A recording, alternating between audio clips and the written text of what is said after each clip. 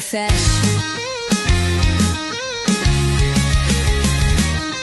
I know that I can trust you, friends, to mind your P's and Q's. Let's keep things tight and sensible together, me and you.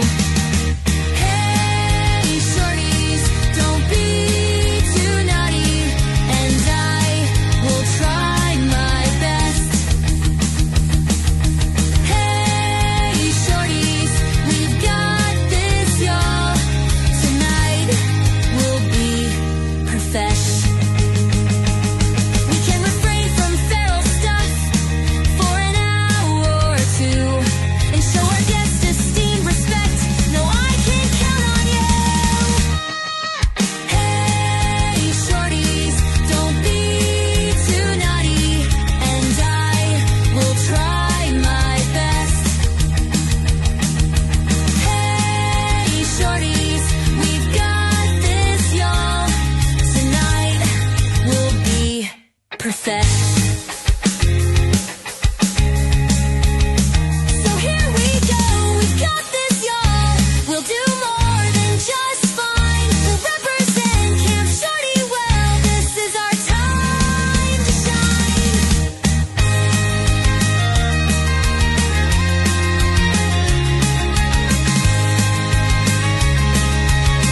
Hey, shorties! Now say hi.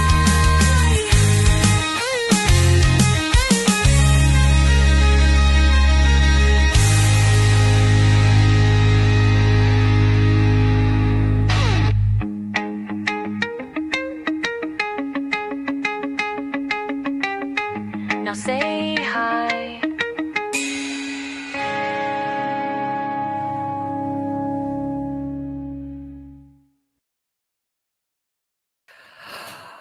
Hi, shorties. Hello, hello, hello. It's so good to see you. The dogs are excited. They say we're doing this again. I say yes, yes. Thank you all for being here for this fantastic opportunity to talk to our beloved swoon Detective Joann Donner, lead detective in the Milwaukee case against Maxwell Anderson. Guys, hang on. We know what I'm out of pigs. I'm out of pig's ears. So luckily I have other treats for these two crazies. You two, you're crazy. One for you. One for you. Lovely.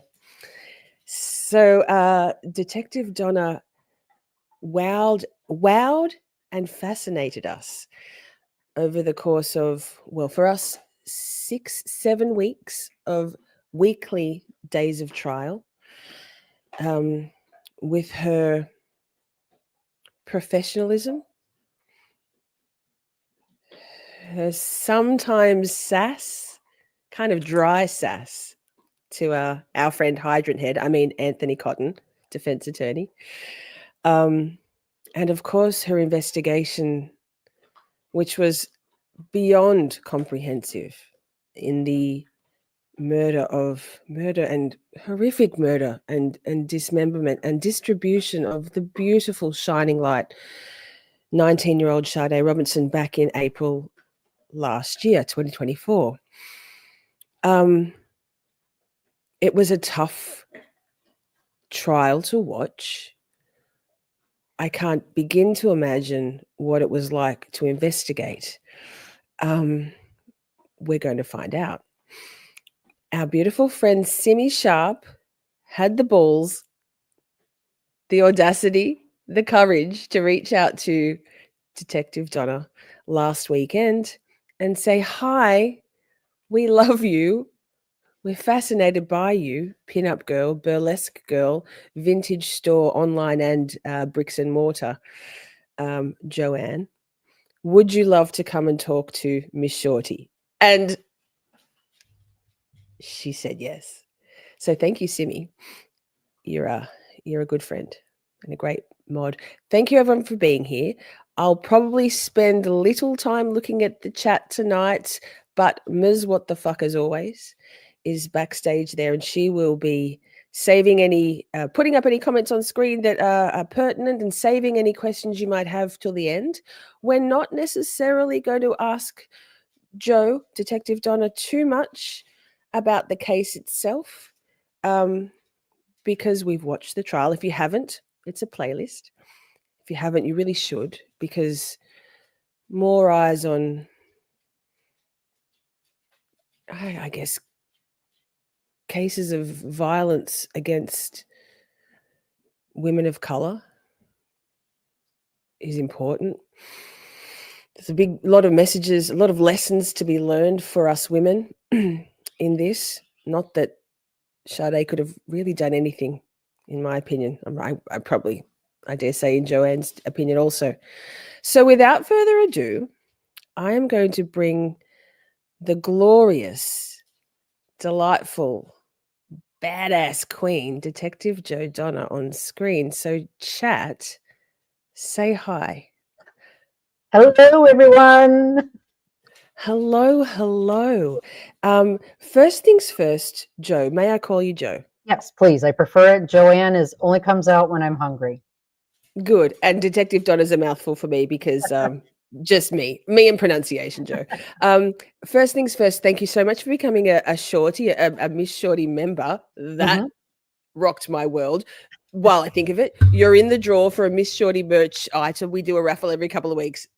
Shameless grifting. Anyway, thank you for your support. Now, Joe, Simi says, "Oh my God, don't you look amazing?" Okay, eyes off the chat, Lisa. Already, I've seen a question, and it's an interesting one because I mentioned this to you backstage.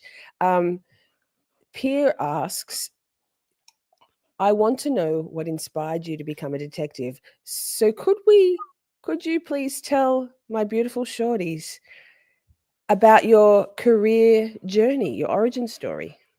Sure. So I actually have a degree in travel and tourism.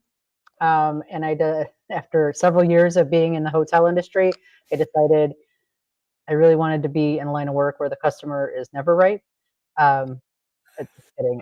I actually had a detective come into the hotel one night. He would regularly check to see who has checked in, who was paying cash, who was from like the Chicago area. He was looking for drug interdiction. And so he encouraged me to do a ride along. I did that and I was hooked. To me, this is a vocation, this is a calling. And I just knew this is what I was supposed to be doing.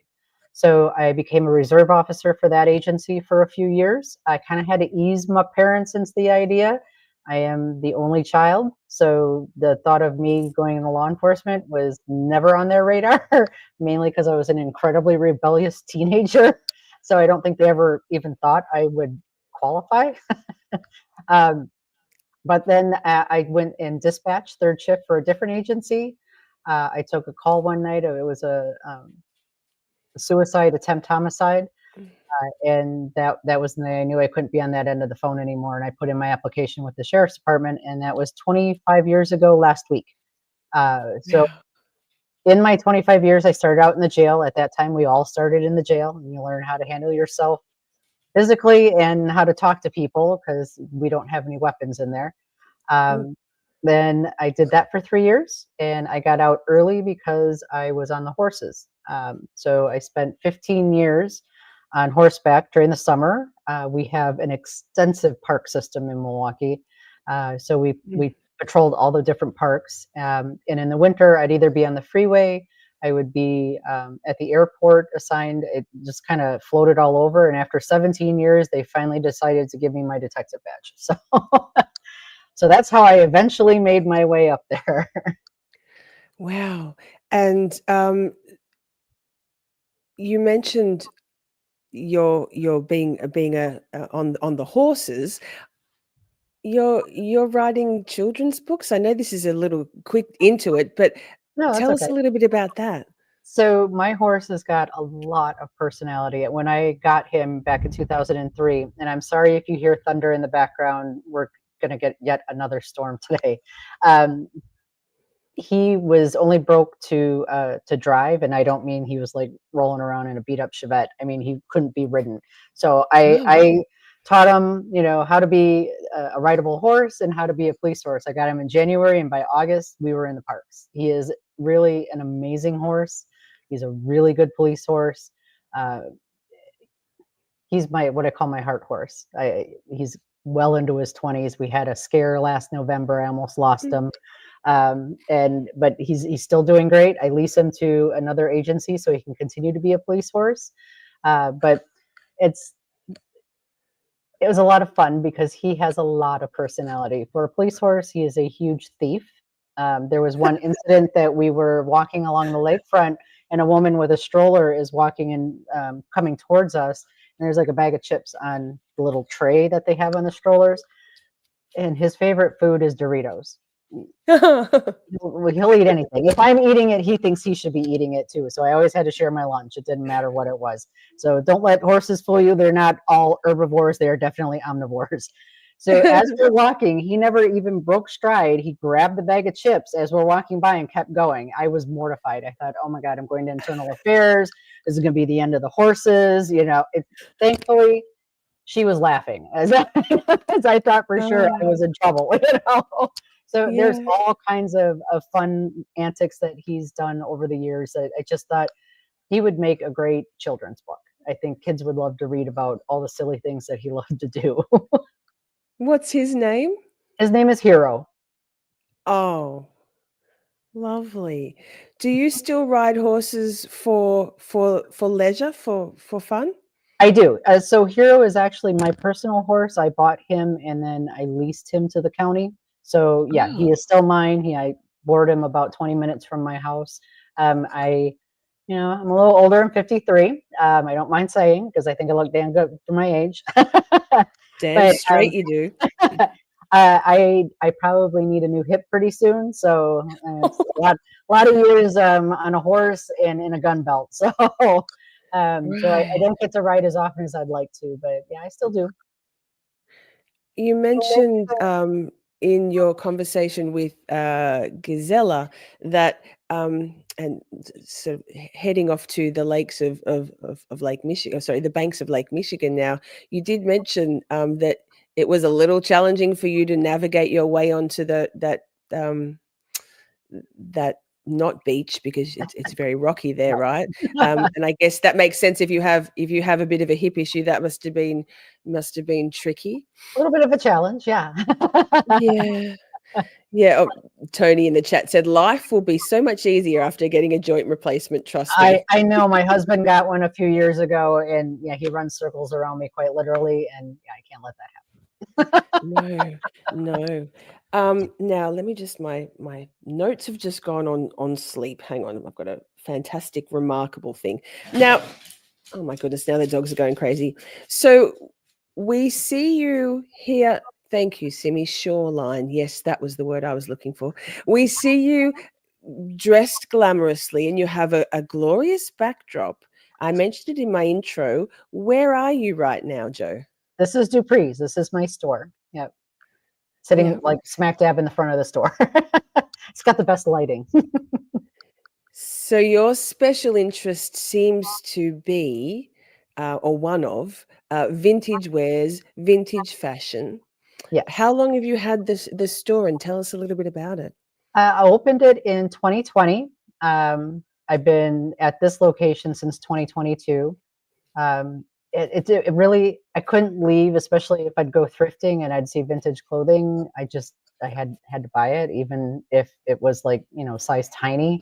I couldn't leave it behind. I needed it. And eventually it got a little overwhelming at my house. So it was a joke between me and a friend. We're like, we have so much stuff, we could open a store. Well, why the fuck not? Let's open a store. So that's what we did. That partnership ended up dissolving, and I do this on my own now. So yeah, I love vintage. Yes, and I've checked out your misdemeanor Facebook page, and there are some glorious shots of you in your full regalia, glamour shots. I see you. Do you compete, or do you go in? Yes, I do. I do pinup contests regularly, a few times a year at least. I have several titles, I guess you could say. I don't know. I just do them because it's fun. I don't really care if I win. It's a good time. Yes. And this is my norm outside of work. This is my my husband laughs because our third bedroom is now my closet room, and it's nothing but pinup, whole room, and it's all Gorgeous. vintage clothing. So yeah. So we were talking backstage about this. There's when you are being Detective Donna or Joe at work, you have a different look, right? I do. My hair is usually back in a bun. I'm in a polo and like, BDU pants or some kind of tactical pants or something like that. It's a little more like law enforcement casual, if that's a term. I don't know. It is now. And for court, I dress the way that you guys all saw me during the trial. Have to respect the court, so I dress up. This doesn't ever come out at work, except when I'm going to court. Sure. So again, we talked about it backstage, but how is it, or how was it for you the first time you busted out this look to your very male dominated, or so I guess a very high percentage of men in your profession, in your team? How did they react to seeing you as glamour girl? So, as I mentioned, I've been on our SWAT team for the last 15 years, and we have a Christmas party every year. And my first year going, I had one of the guys, and I could tell he was really uncomfortable. And finally, he just busts out and he asks, "Where have those been?" And pointing to my chest. I'm like, they've been in body armor, dude. They've been there all along. They're just, body armor. So, it was a little bit of a surprise. The guys love it. They embrace it. I've got one of my detectives that I'm trying to, I bring him stuff. He loves wearing pockets for Jack. I think you guys had mentioned or talked about him when he was testifying, John Galat. He's an awesome guy. He likes vintage as well, so he wears vintage ties and pocket squares and stuff like that. But I'm trying to get him to be a judge at my pinup contest next year in June. So yeah, they love it. Of course, they want to meet all of my beautiful girlfriends too. So yes, of course. Is John Galot the one who wore the little poppy lapel pin? Is that him? Yes. We went on a little side quest to discover what that was. I thought it might have been a remembrance pin. Ms. What the Fuck just asked, oh my God, did you get... Yes, we loved it. We loved it. We loved it. Because actually it dawned on me, I guess just a couple of weeks ago, how much of an interesting, not quandary, but how it would be for you in a very, I guess, masculine, male-dominated, patriarchal kind of profession. And I love the fact that you're breaking the mold there. I did wonder, not just how you look, but whether your femininity had been a barrier rather than in terms of acceptance. But I guess you kind of just answered that because you didn't show that side of you until that Christmas party. So, well, and I think that there is a little bit, a female law enforcement officer has to find that balance, and it can be a little bit of a challenge. For me, I've gotten to a point where, we're in the back of the Bearcat. The guys are just being the guys. They don't care that I'm there. They don't watch what they say. And that's fine by me. That's the way I want it to be. I don't need to have any special treatment because of my gender. I swear a lot. I don't get offended very easily. I can tell a dirty joke just as good as the guys can. So you have to kind of prove yourself a little bit. And that is something that's probably different than what a guy has to. When they walk on the job, they just assume that they're capable. When we walk on the job, we have to kind of prove that we are capable.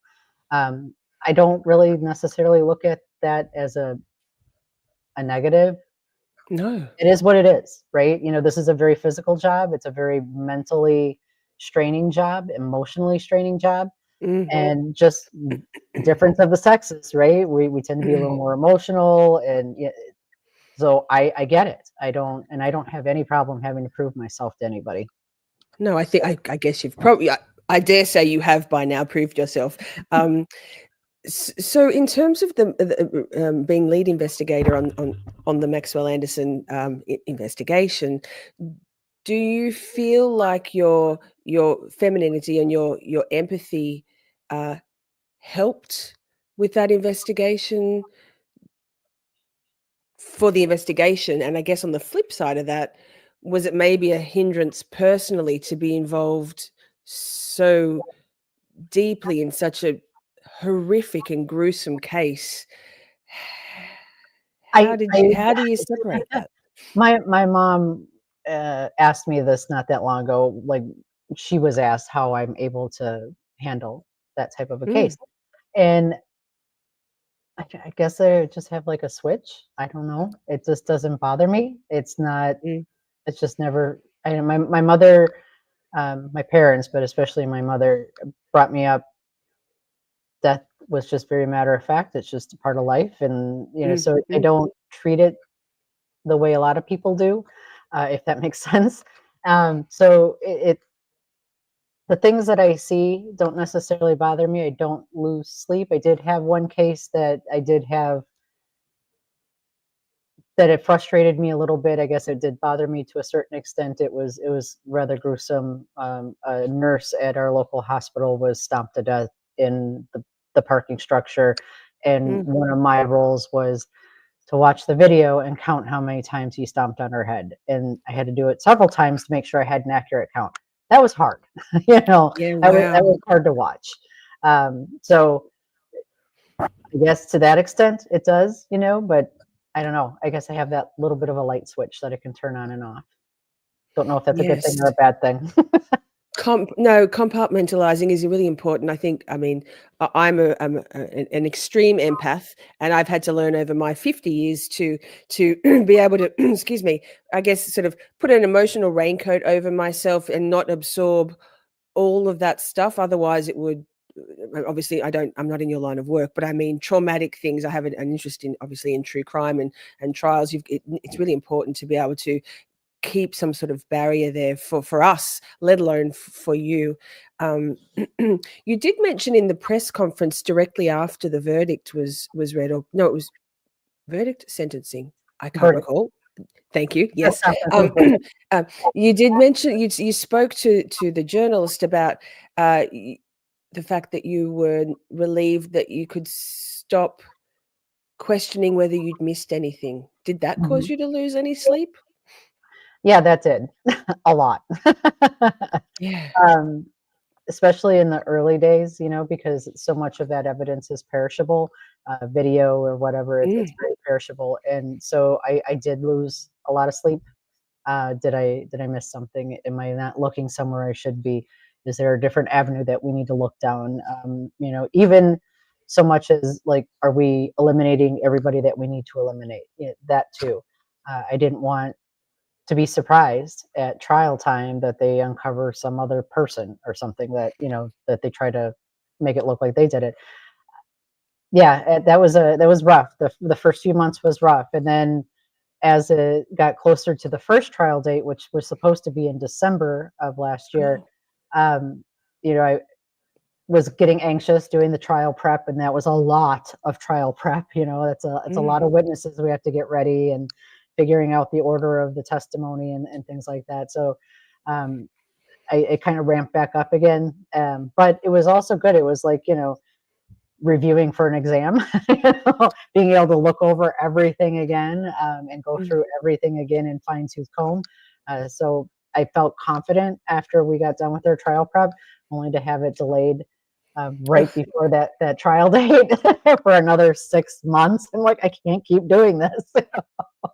Especially because like the business suffered. I remember I had an event here. I had a bunch of ladies coming in. My back room is nearly as big as my front area of the shop, and I have just as much crap back there as I do out here. So I needed help getting like sorting through things and taking photos so they can be put on the websites. And it's a lot of work for one person. So I had a whole group of friends coming and they were all going to help me.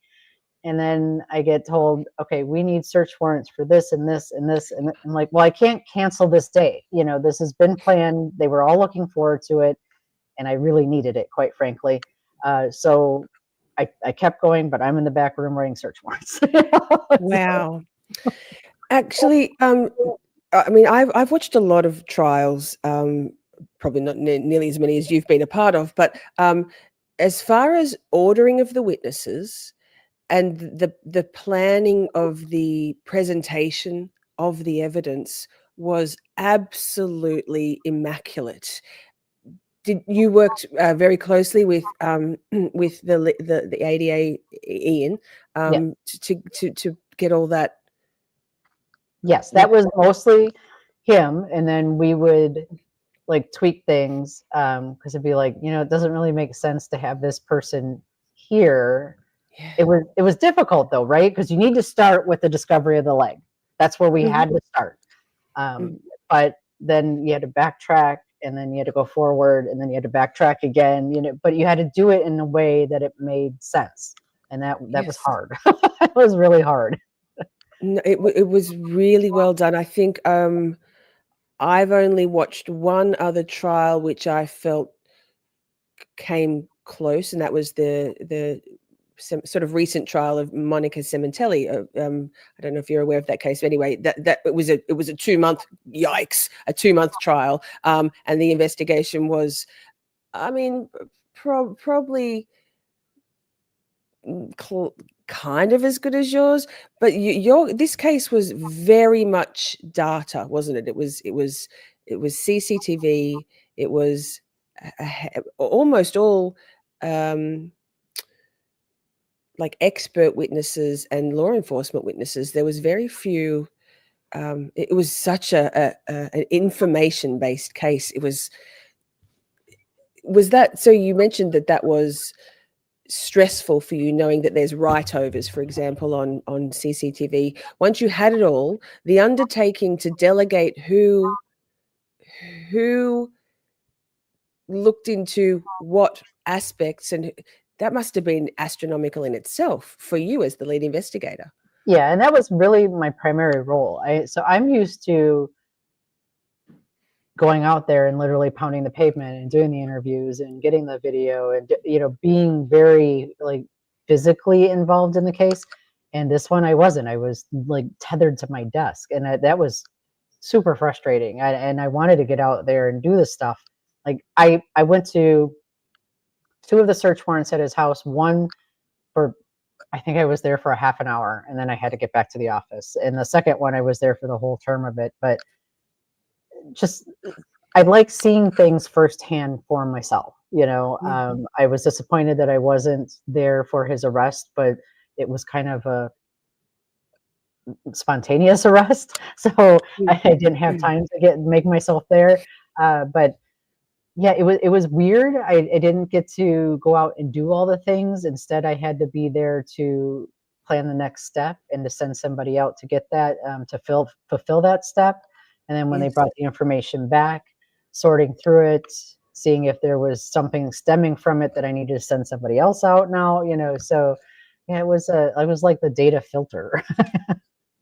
Because Joe, you've mentioned you have ADHD, same, high. Lots of us in my community do. How did you cope with that, being tethered to the desk? Oh dear, you've frozen up. We'll hopefully get Joe back. A thunderstorm where Joe is. I'll keep asking in case she can hear me. How did you cope with the being tethered to the desk with paperwork and delegation to do, when really the dopamine hit comes from being involved, being hands-on? Oh no. Let me see. I might remove Joe. Ruh-roh, frozen Joe, says Sibby. Let me remove Joe and bring it back. Oh, there you are. Hi. Did you hear me? Hi. I not everything, I don't think. There we go. You're good. So I basically was asking, as an ADHD management person like myself. How did you then cope with that? The dopamine hit, I guess, for an ADHD is, for someone like you, getting out there and being hands-on and being actively involved. Did you use your outside work stuff, riding horses and stuff, to give you the joy while you were trying to get through being tied to the desk? No. My life was pretty much this case for the entirety of the investigation.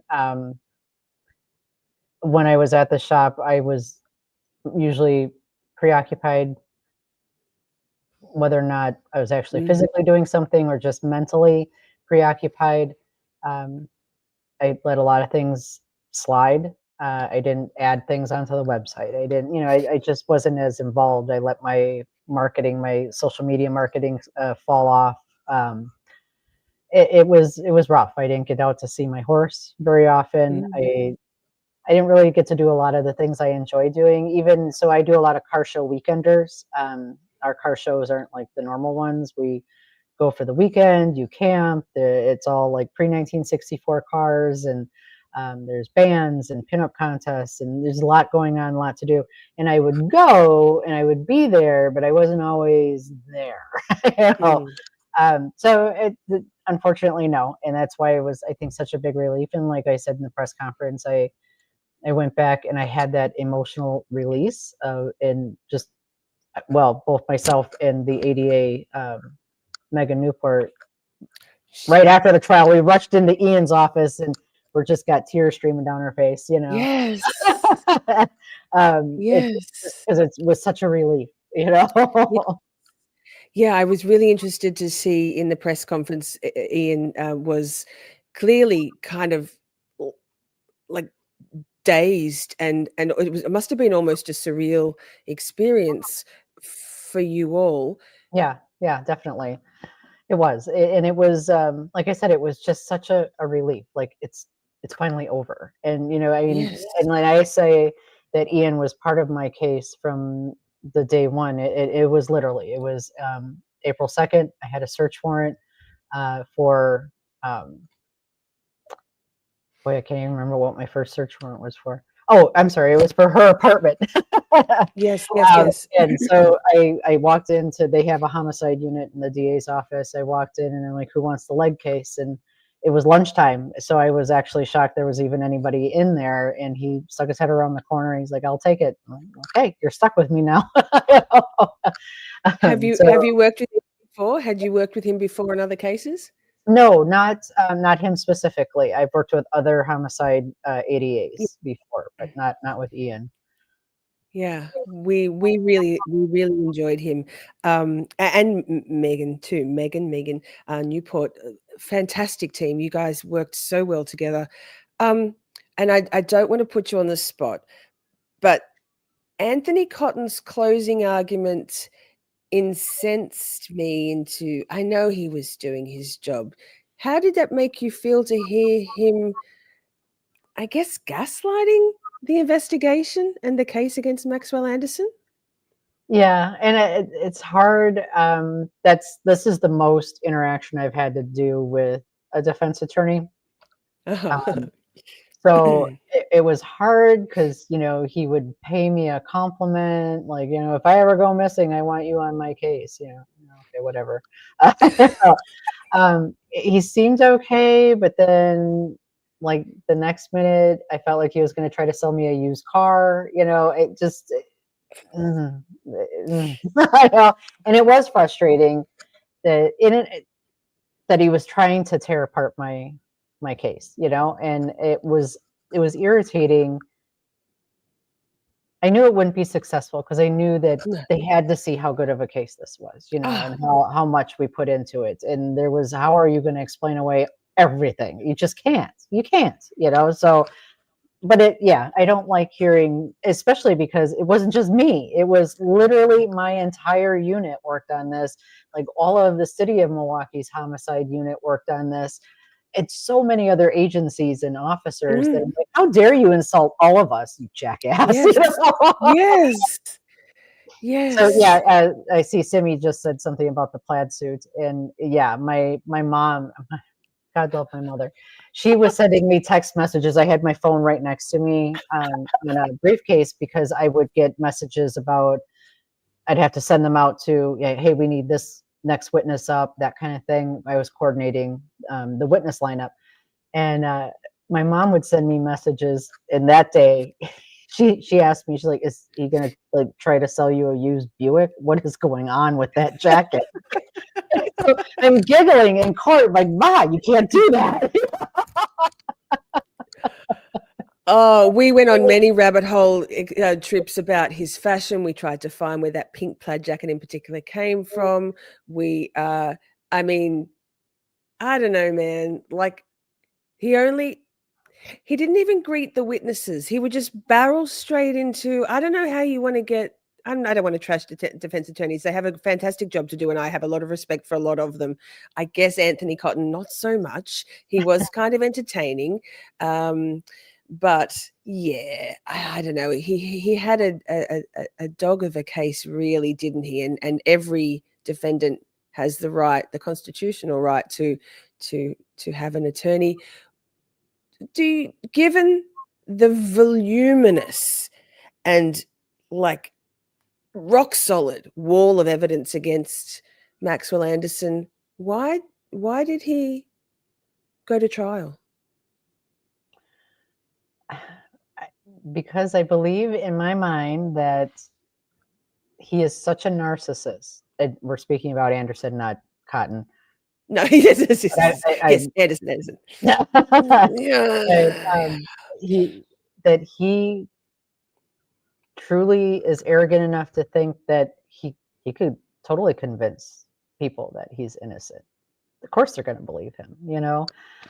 He was just the type that if the facts didn't fit what he wanted it to, he would either distort them or he would become the victim so that you would no longer think those facts are relevant. That was his personality. Yes. Judge Laura Crivello, in her addressing of Maxwell Anderson in the sentencing hearing, really put it into perspective, where she said, you seem to have your own version of reality, and that's exactly right. Yep. That was the best description. Yes. We did love Judge Laura, love her courtroom, love everything about her. She's just as lovely IRL. Of course she is. You can't fake it. Yeah. She's I knew her back when she was a prosecutor. She worked with the high intensity drug trafficking abatement unit, HIDA. So she did a lot of very high profile drug cases as a DA. She just has this way, right? She can be really tough. She knows her shit, and yet she's got this like mom side to her. I actually met her daughters was after sentencing, and after she scolded him, right, and gave him quite the lecture. And I told her daughters, I'm like, wow, I would have loved to have grown up with a mom that if that was her idea of like scolding, I would totally take that. Because I felt like I wanted to shrink down in my chair. I'm like, oh geez, he's really getting an earful. But she did it in the nicest possible way. But that's just the way she is. Yeah, amazing. Now, Ms. What the Fuck has a question, and we peered and tried to check. Was Judge Laura knitting sometimes while she was on the bench? I don't think so, but I'm gonna give her some leeway because I have ADHD, and yes, my husband gives me a hard time when I'm sewing. I have the TV on. He's like, "What are you doing?" I'm like, it has to be on. I can't concentrate if it's not on. Exactly. I have we scrutinized. We thought it seemed like if so, I'm the same. If I'm at my workplace, if I don't have my earbud in listening to trials, I can't focus on my work. So okay, yeah, no, there was no shade there. We loved her even more when we thought, no, she's definitely like sort of body doubling and fidgeting and doing something else to keep her brain occupied. It was fantastic. My mother lectures me that, like, why are you scrolling Facebook? I'm talking to you. I'm like, I can't hear you if I'm not doing this. I don't think you understand. Absolutely. Now, I know that we speculated the community, while we were watching the trial, that Maxwell Anderson, while it was quite a disorganized and sloppy execution, bad words to use in this sentence, but you know what I mean. Do you think that it was his first time doing this? Just your own personal vibe? My personal opinion, I think this is Yes. his first homicide. I don't necessarily think this is his first time being violent against women. No. Yeah. Well, that witness, his ex-girlfriend, testified. I believe there was something what happened with accidentally the pool cameras catching some jurors. So I believe that the court feed was clipped, and we never saw the first part of her testimony. It was a little perplexing, but I mean his rap sheet, his history suggests suggests that he had a proclivity to that kind of rageful outbursts Right. and coercive controlling behavior. I know you, again with your speculation, you mentioned to Gisela in your interview on Grizzly True Crime that your theory of how the turn of events, how Sade came to be murdered by Maxwell Anderson that night. And I was quite surprised because that wasn't what I'd been speculating. I felt that it was like, I think he's a psychopath, not just a narcissist, right? I mean, just my opinion. I'm not diagnosing, not a doctor. I felt like it was far more nefarious than that. I know you. What are your thoughts, if you don't mind saying? As to No. Well, I think we can all probably agree that, trigger warning, based on the fact that, and we'll Chad has asked this too, but based on the fact that in decapitating Sade, he made sure that it was down here, so her hyoid bone, was not there, right? I have a feeling that probably, and given there was no blood found of any note at the scene in his apartment, that he probably strangled her. I don't know. I felt like he lured her with intent, but you didn't think that? It's possible. I don't know. And it's possible that he went to places that he is known because he knew she was underage and knew that she would be able to drink if he took her there, because nobody would question because they know him. Or he did it on purpose to be like, well, why would I take somebody to all these places that I know, that people know me? I don't know. I'm not 100% sure on that. I don't know for sure if that was his intent to get her back to his house to kill her. I really don't. Or if it was more, I don't want to say spontaneous, because it was definitely intentional. He intended to kill her. It may have just been seconds before he actually did it that he created that intention, but I do think it was intentional. I just don't know at what point he made that decision. Yeah, right. That's fair. I think maybe I was being a little bit too nefarious and dramatic about my assumptions. You mentioned about Maxwell taking Sade to establishments where, when she wasn't carded, she was underage, she was 19. A lot of my chat were really mad about that fact. And I know at the beginning of the trial, the fact that she wasn't ever, she wasn't sort of turned away because she wasn't of age. I know at the start of the trial there was some motions or some argument outside of the presence of the jury as to whether that was relevant to talk about, and that, what are your thoughts on, or do you mind talking about your thoughts on the fact that she was allowed into those licensed establishments? And I mean, she didn't seem to be outwardly overly drunk, but maybe if she'd been turned away, she would have gone home that day. Is it that night?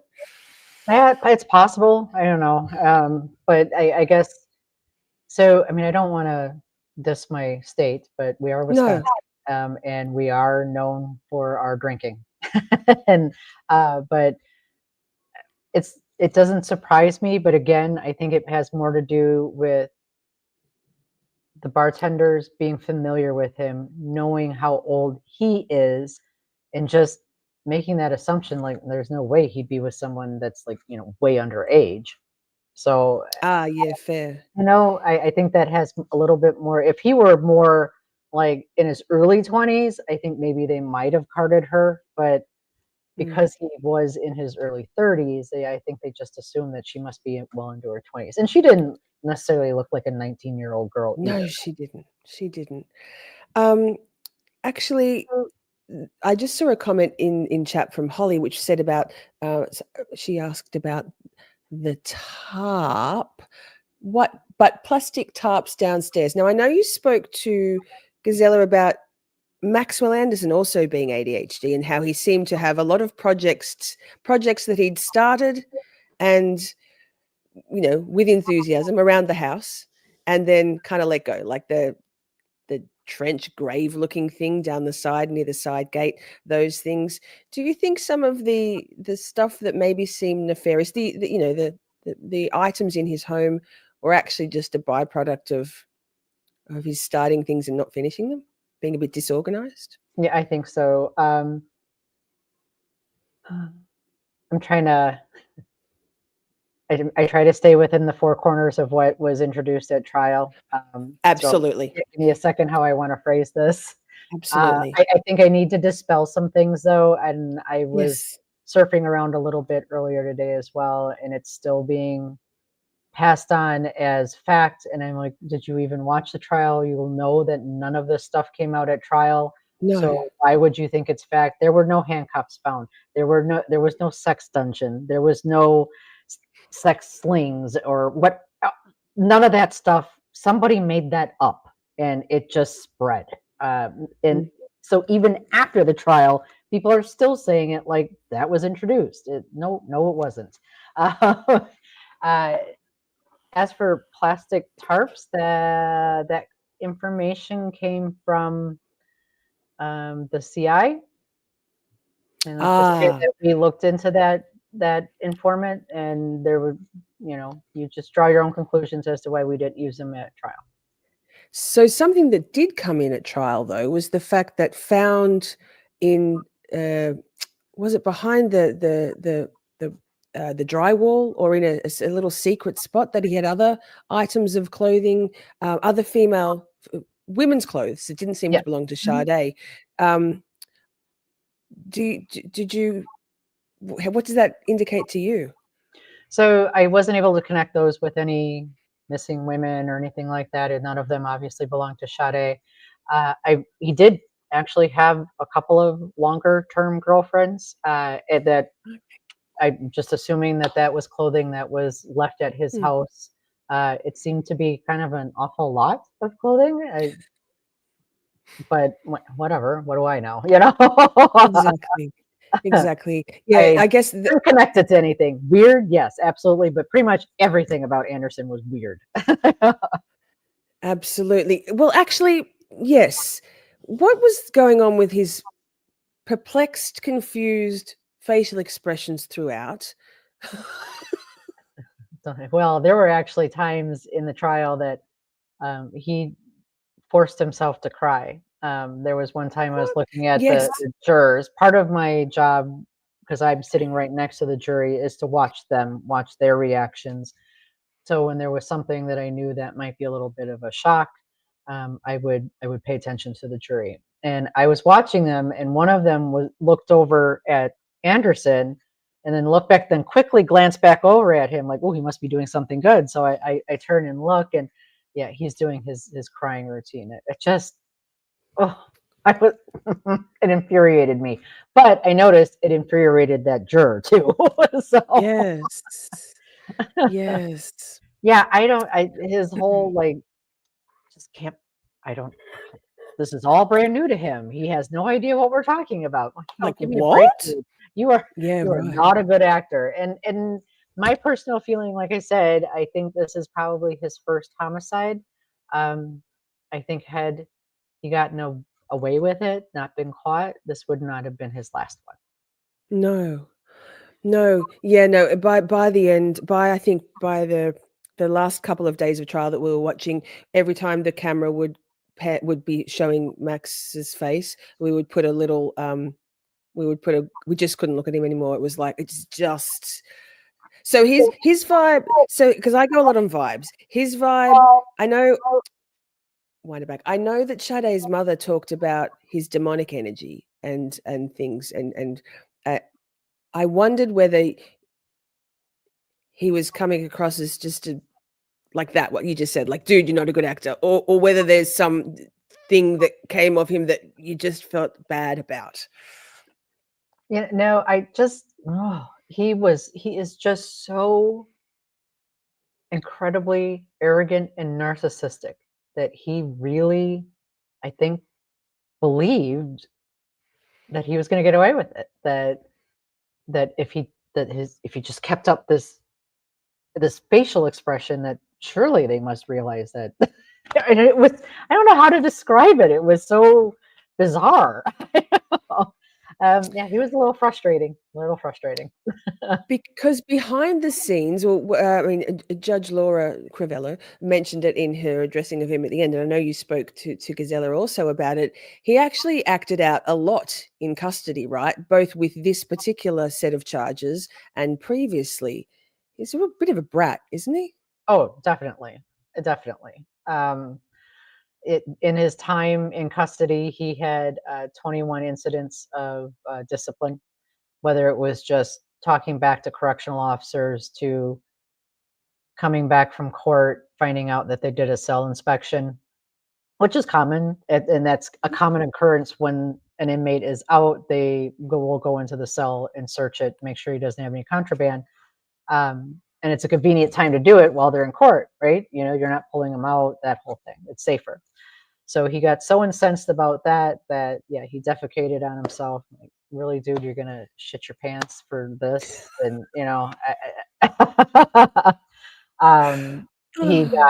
he spit at correctional officers.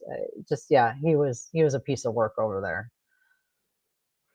Yeah, right. Hope 8 Fear said enabling parents don't help either.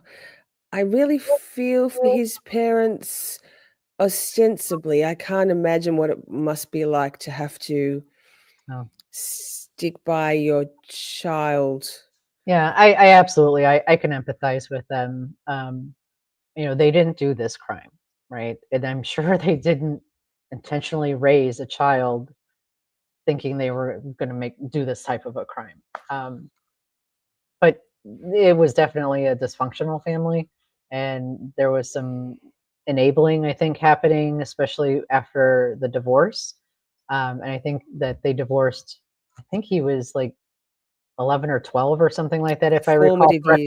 Years. Yeah. So I do think that there was some push-pull going on. Dad definitely had money, mom didn't, so I'm sure that there was some kind of dynamic there that it played a little bit of a role.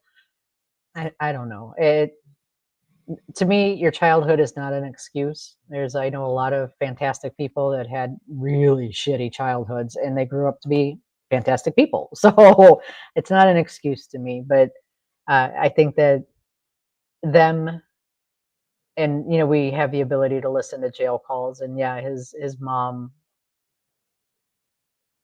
definitely, well, to a degree, coddled him, for sure. And his dad, and I think his dad just took that role of paying for the attorney and like feeling like I had to do something. I'm his parent, so I don't know. I don't know if it's necessarily enabling as it is, I'm a parent and I have to do something for my child. It's still my child. Yeah. Speaking of children, out of the 3 victims' impact statements that were delivered, Sade's sister absolutely just blew me away. What an articulate, brave young woman. That must have been amazing to be sitting there alongside those 3 family members. Yeah. And Adriana she's a very quiet girl. I think that she was kind of the strength behind the scenes when it comes to that family, though. Mm.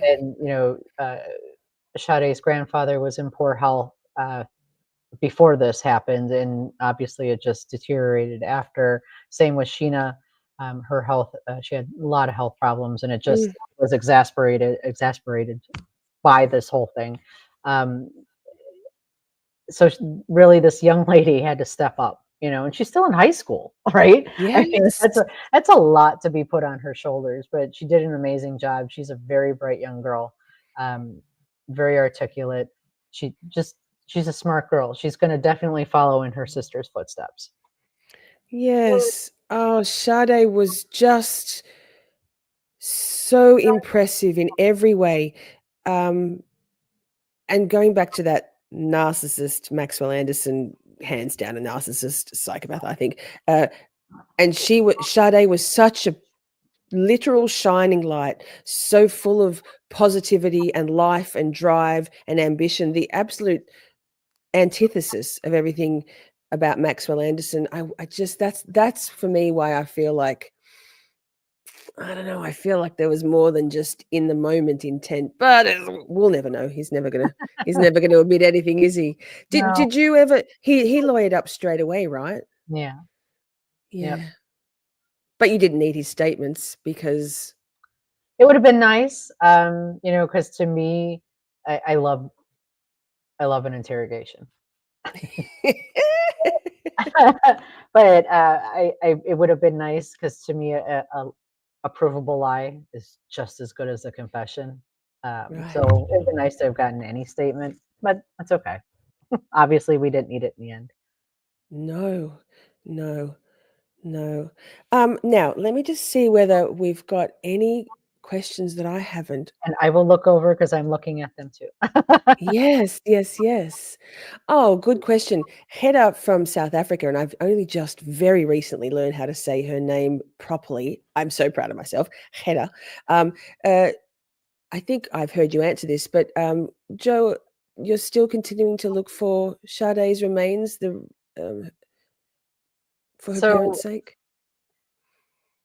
the area of Lake Michigan that I think that he put her head is same as the shoreline. It's all rocks, and unfortunately, the majority of the rocks are head-sized rocks, right? And it's a little more shallow, so sending divers out really isn't an option. It wasn't so much diving as it was just searching by Waiting. flight. Yes, And yes. so if she had a little bit longer hair, so if her hair got caught, it's basically we're waiting for the lake to give her back. Actually, I've got my own question. I think that backpack that you never found, his backpack, he was wearing different clothes to what he'd worn on the date when he was caught on the CCTV footage on the bus, etc. Right? It Mhm. was he. We speculated in chat that although it would have been very cold, that he likely stripped down, took all of his clothes off it on the shoreline, probably rinsed himself off, right? In the That lake, would be my maybe. guess. Yes. Yeah. Because, and like, that was why it was so infuriating when Mr. Cotton, we called him Hydrant Head, no offense, Mr. Cotton, that he was saying how there was no blood, no mud on the shoes. I mean, sir, come on now. But you didn't think there was any tools in that backpack, just the clothes?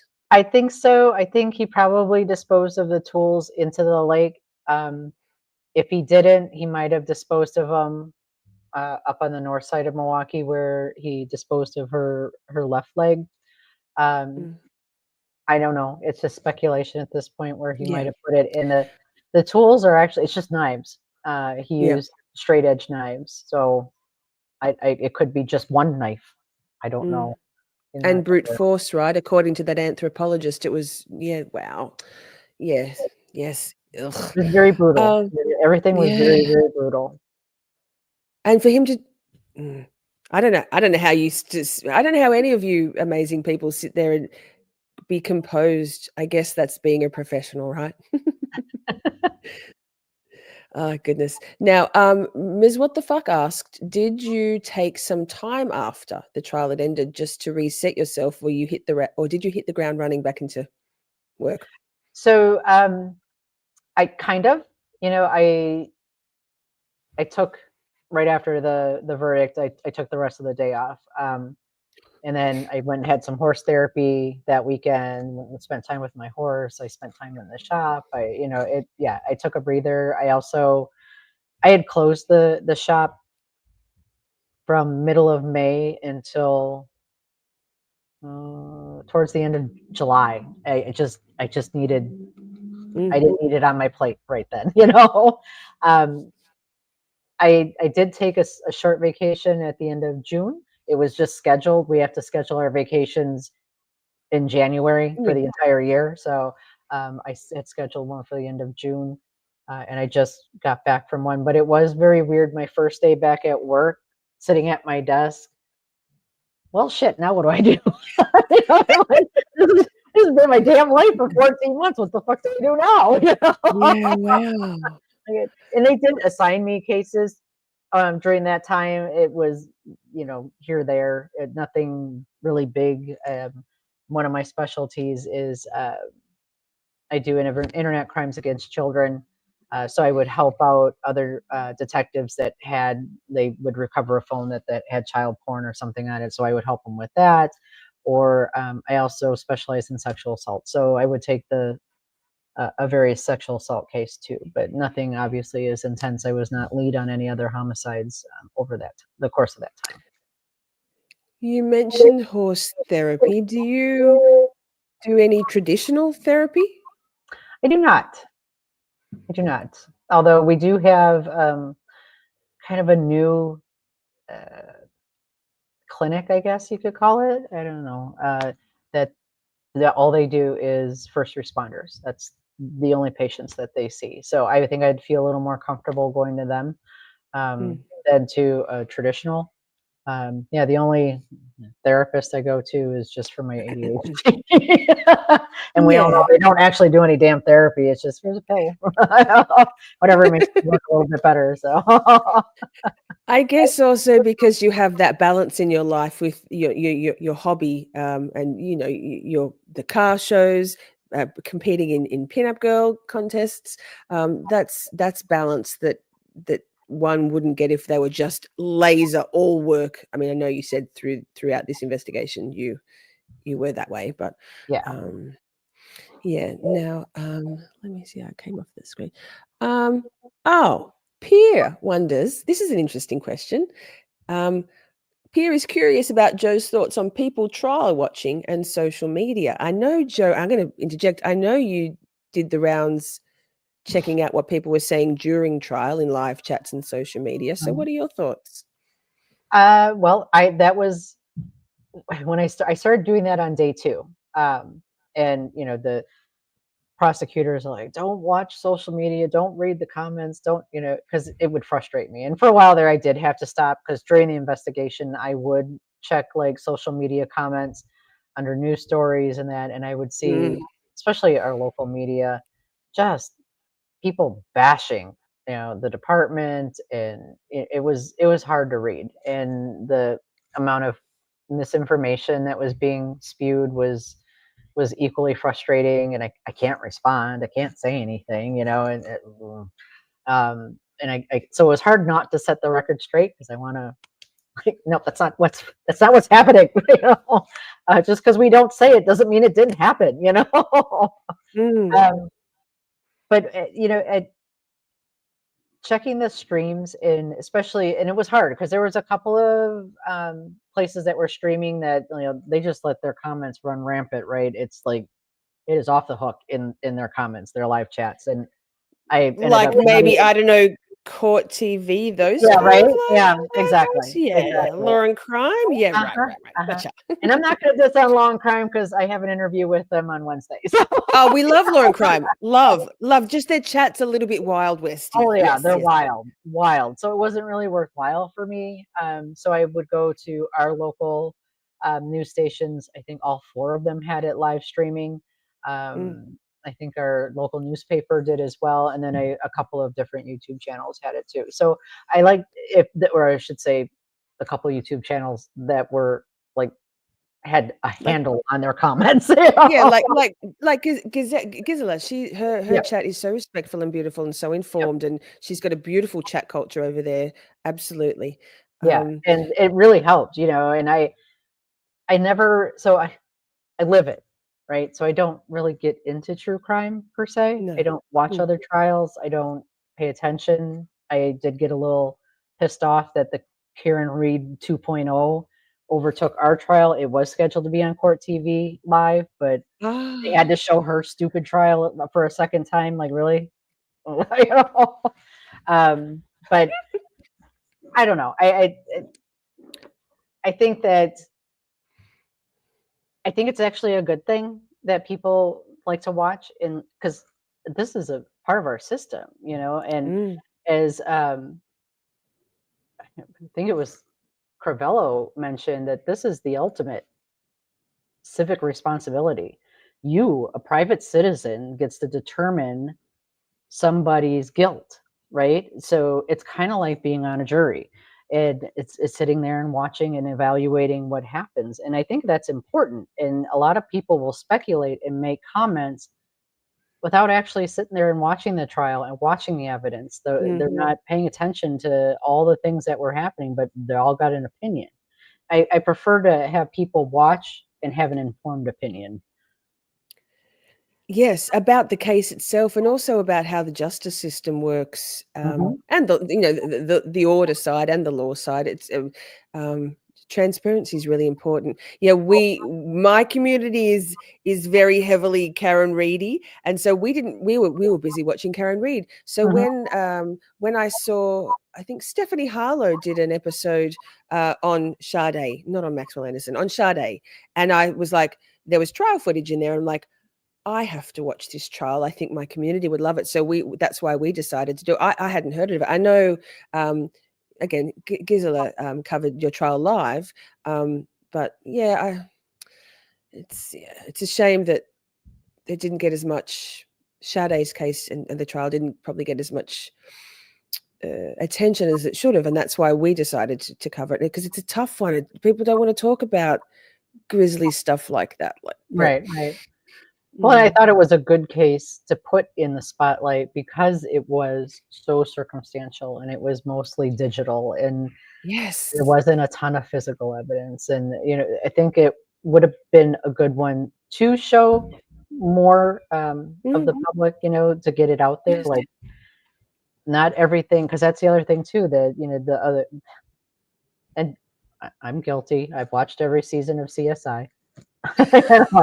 But it's not like that, we don't get DNA results in an hour. Like, we don't even get a search warrant in an hour. It's not that quick of a process. And we don't always have to have that physical evidence to win a case, So I thought it would help a lot of those misconceptions. So it was a little disappointing that it wasn't out there a little bit more. Yeah. Yes. Holly asks, is everything unimpounded? Like sidebars and stuff, do you mean, Holly, I guess? I'm not sure I understand the question. Not quite sure either. Back to your I'll let you go in a moment, Joe, because it's your Saturday night, and thank you so much for everything. But I just thought of something.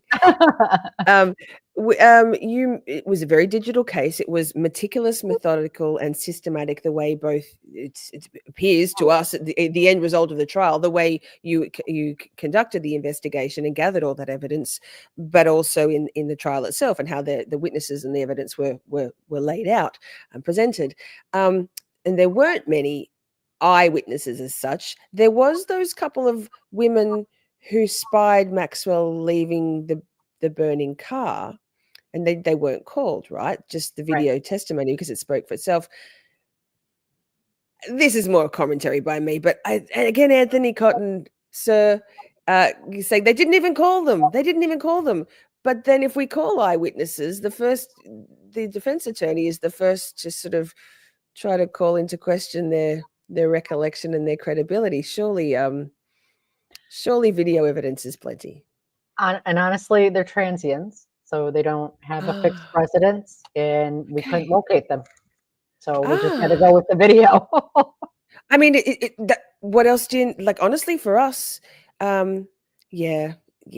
Anyway, I mean, again, Mr. Anthony Cotton, I found him entertaining, and he was doing his job with a tough case. So, I think that's all the questions I can see. Let me just say. And I just want to set the record straight, because it's Yes, please. something that my agency would not approve of. I do not do burlesque. Oh, okay. That's okay. No, okay. So pinup girl, and competitions and vintage clothes. That's thank you for debunking the misinformation. Don't get me wrong, I love going to burlesque, and I have a lot of friends that do burlesque, but I do not. Pretty sure if I started stripping, that my job would fire me. I mean, rude, but okay, fine. Even as if I did it artistically, like Dita Von Teese, I'm pretty sure that. Thank you for clarifying. I'm sorry for spreading fake news. That's okay. That's okay. I'm like, oh, they can't see that. I think one last question. You are in the process of writing a book about your involvement in this case. Tell us a little bit about that. Yeah. So I was actually approached by another member of my department. He's actually a Pulitzer Prize winning journalist, former journalist, so out of Miami. And he asked if I would be interested. His literary agent had reached out to him and was interested in this case. And so we got together. We are co-authoring the book. It'll be a little bit different. It's not going to be just like a case study, and it's going to be from my point of view on this case. So it'll be like, we'll talk a little bit about my past cases, how maybe I took something from that to with this case. It'll be some personal stuff too, how that affected my judgment or how I work things or how I do things. So it'll be a little bit of a mishmash. It's coordinating our schedules right now. This is our peak season. So like every other law enforcement agency in the country, we are short staffed. So I am currently in the middle of my 4-week rotation in the park. So I am in uniform in a marked squad, and it sucks.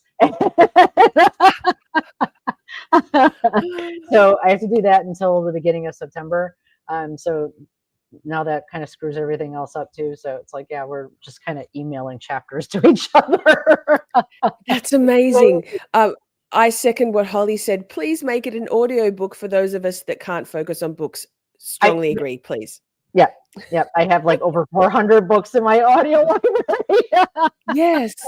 Same. So yes, if that's a possibility, I totally will. And we obviously need you to narrate it. We don't need anybody else's voice telling Joe Donner's story. I know, and it's kind of weird that James's style of writing is very different than mine. When I write the way I talk. And I feel like that communicates a little more effectively, and it makes for a slightly more entertaining read. But it's weird. We have to edit each other's stuff all the time. So yes, amazing. Joe, Detective Donner, thank you so much for sharing yourself with us. Yeah, absolutely. Your time, your candor. Chat, can everybody give a big round of applause? Lots of Detective Donner emotes, members only emotes in the chat. And thank you so much for everything you did for Sade and for the community. So important. Yeah, absolutely. Did not want another woman of color falling through the cracks. No, exactly. Just outrageous. So yeah. I don't look it, but I am also slightly a woman of color, so I take it a little personally. Yes. Although except for a few years ago when there was a lot of Asian hate crime, but yeah, that's yes, because you have Asian heritage in your line. Mm-hmm. Yeah, I mean, any sort of just diversity is amazing. We're all humans. Humans are humans. So I can't stand that stuff. Akasha says, thank you. This was so fucking fun. You are definitely a badass bitch. Well, thank you. And thank you for letting me not have to police my own language. Oh, That's a little tough. Like I told you before, I swear like a trucker. And I appreciate that. We've loved it. Thank you so much, Joe. You go and enjoy the rest of your evening, and we will keep our eye out for your book and hopefully talk to you soon and see you in chat sometimes now that you're a shorty, a member. Absolutely. Absolutely. Thank you. Thank you. Take care. Thanks.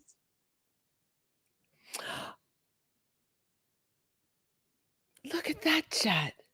Wow. All the hearts. Ah. So beautiful. So beautiful. What an amazing woman. Amber said, you never have to censor yourself here. Thanks so much for hanging with us. Amen. Amen. She is so great. Amazing. Amazing. Well, chat, shorties, we have a members only stream. Again, thank you. Sorry.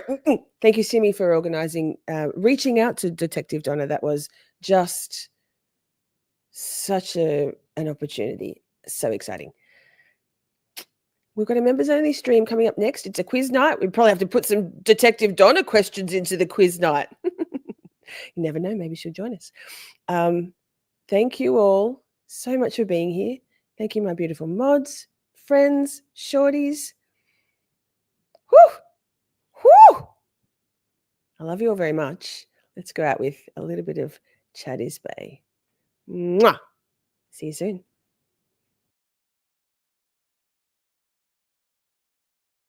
I love you all so very much. We had a blast just chatting and stuff.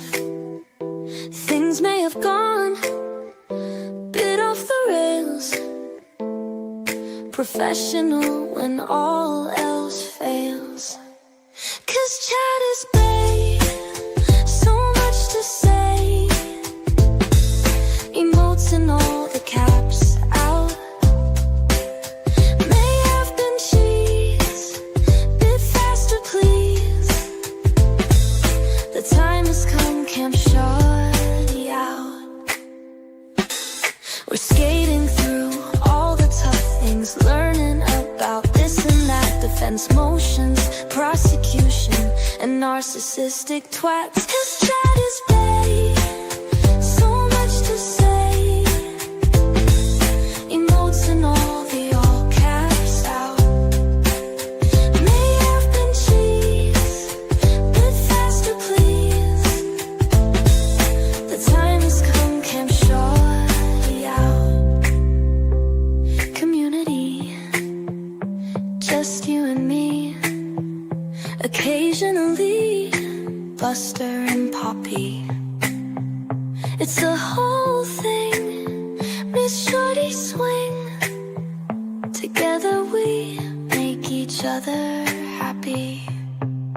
'Cause chat is babe, so much to say. Emotes and all the caps out.